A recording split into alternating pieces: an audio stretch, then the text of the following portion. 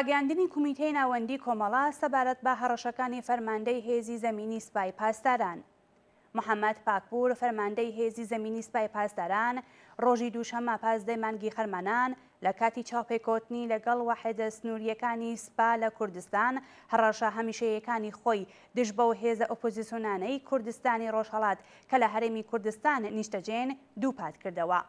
لە وەڵام بەم هەڕەشانە کومیتەی ناوەندی کۆمەڵا و بیرهێنانەوەی خاڵەکانی خوارەوە بە پێویستە زانێ.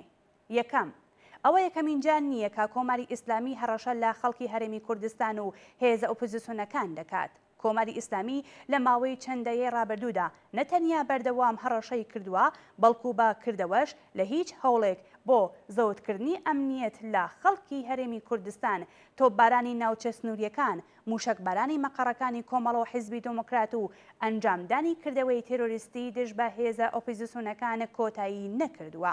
سەدان کەس لە کادر و ئەندامانی حیزبە نەیارەکانی کۆماری ئیسلامی لە هەرێمی کوردستان بوونەتە ئامانجی هێرشی تێرۆریستی ڕژیمی ئێران و بەهۆیەوە گیانیان لەدەستداوە و یان بریندار بوون.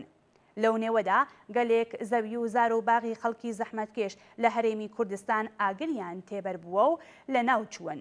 ئەوەی کە هەرگیز بۆ کۆماری ئیسلامی گرنگ نەبووە پەیڕەوکردنی پرۆتۆکۆلە نێونەتەوەیەکان بووە تا جێگایەکە کۆماری ئیسلامی لە هەرێمی کوردستانیش واوەتر چووە و لە گشت ناوچەکەدا کردەوەی داگیرکارانە و تێرۆریستی ئەنجام داوە.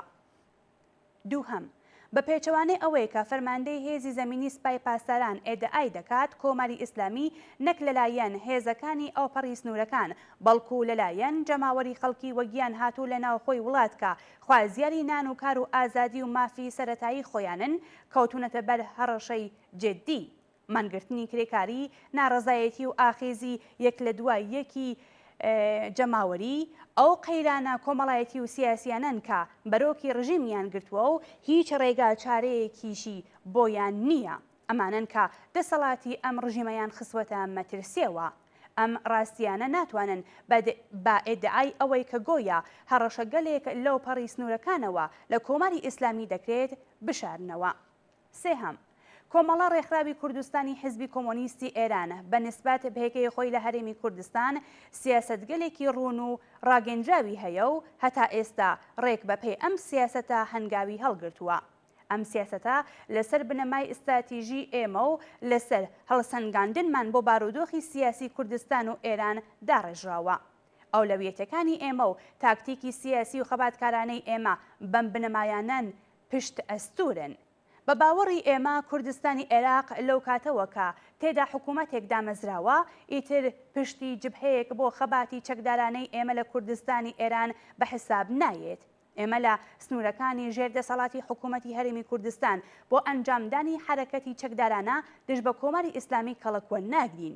ئێمە نامان هەوێ خەڵکی ستەملێکراوە و شەریف لە کوردستانی عێراق بەم بیانوەوە بکرێنە ئامانجی هێرشی ڕژیمی کۆماری ئیسلامی.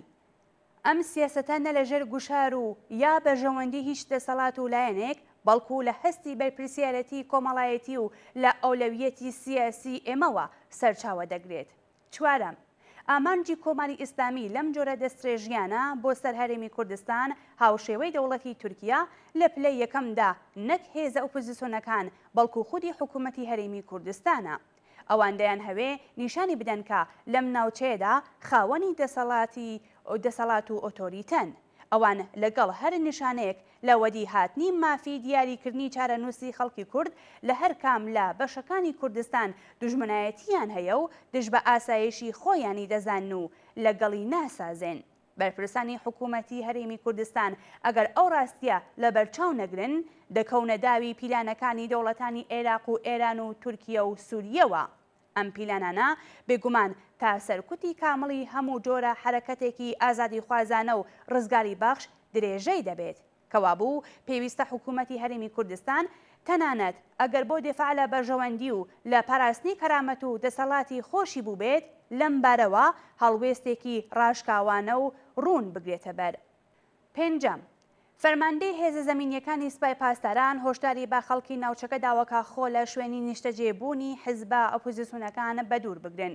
پێویستەوە بیر ئەم کەسە بهێنرێتەوە کە پەیوەندی معنەوی و سیاسی جەماوەری خەڵکی هەرێمی کوردستان لەگەڵ هێزێکی بۆ نمونەوە کۆمەڵە گەلێک لەوە قوڵترەکە ئەم جۆرە هەڕەشانە بتوانن کاریگەری لەسەردا بنێن.